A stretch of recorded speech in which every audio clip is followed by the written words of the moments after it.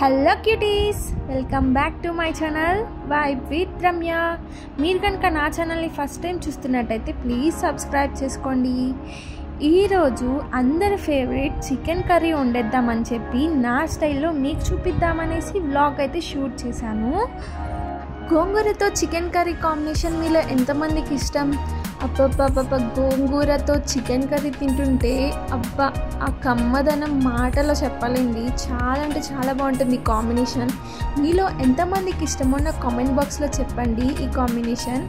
ఇక్కడ నేను మసాలా రెడీ చేస్తున్నా. జింజర్ని నీట్గా వాష్ చేసుకొని స్లైసెస్గా కట్ చేసుకున్నాను.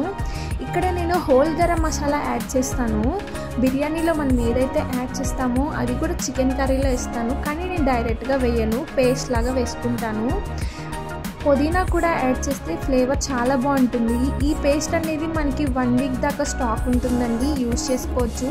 చికెన్ని నీట్గా వాష్ చేసుకొని సాల్ట్, కారం, గరం మసాలా, పసుపు అండ్ పెరుగు 2 టేబుల్ స్పూన్ మనం ఇందాక గ్రైండ్ చేసుకున్న పేస్ట్ని యాడ్ చేసుకొని పక్కన పెట్టుకొని ఈలోపు మనం వెజిటేబుల్స్ అన్నీ కట్ చేసుకుందాము. చికెన్ మ్యారినేట్ అయ్యేలోపు టొమాటో, ఆనియన్, మిర్చి, కొత్తిమీర అండ్ స్ప్రింగ్ ఆనియన్స్ వేస్తే చాలా అంటే చాలా బాగుంటుంది చికెన్ కర్రీలో. వన్స్ ట్రై చేయండి.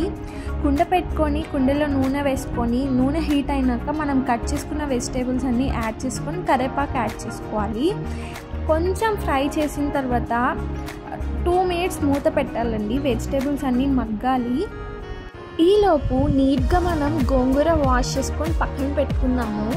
ఇక్కడ వెజిటేబుల్స్ అన్నీ బాగా మగ్గినాయి అండి. ఇప్పుడు చికెన్ యాడ్ చేసే టైం వచ్చేసింది. కొద్దిగా లైట్గా వాటర్ పోసుకోవాలి, ఎక్కువ వాటర్ పోసుకోకూడదు కుండలో చికెన్ వండేటప్పుడు, ఎందుకంటే ఆవిరికి బాగా ఉడికిపోతుంది ముక్క అనేది. సో లైట్గా వాటర్ పోసుకోండి. వాష్ చేసుకున్న గోంగూరని కడాయి పెట్టుకొని ఆయిల్ వేసుకొని లైట్గా అండ్ మిర్చి, టొమాటోతో మగ్గనిచ్చుకోవాలి 2 మినిట్స్. ఇక్కడ నేను కొత్తిమీర వేస్తున్నా. ఇక్కడ బాగా దగ్గర పడిందండి గోంగూర, ఇంకా 2 మినిట్స్ మగ్గనిచ్చాను.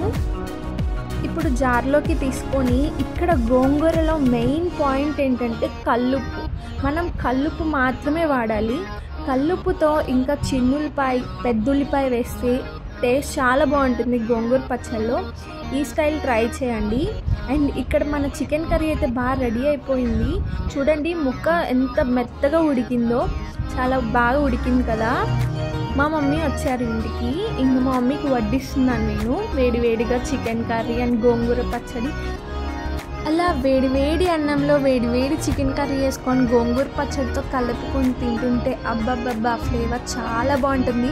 ఈ రెసిపీ నచ్చితే లైక్, షేర్ అండ్ కామెంట్.